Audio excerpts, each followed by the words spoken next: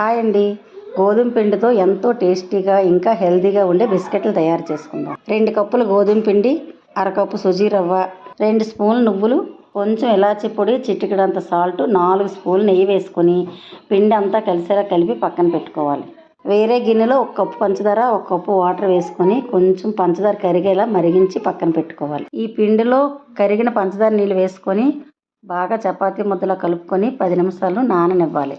పిండిని 10 నిమిషాలు నాననిచ్చిన తర్వాత చిన్న చిన్న ఉండలుగా చేసుకొని మనకు నచ్చిన సైజులో బిస్కెట్లుగా చేసుకొని చిన్న మంట మీద డీప్ ఫ్రై చేసుకోవాలి. ఇవి ఎంతో టేస్టీగా ఉంటాయి. తక్కువ టైంలో మన ఇంట్లో ఉన్న వస్తువులతో చాలా ఈజీగా చేసుకోవచ్చు.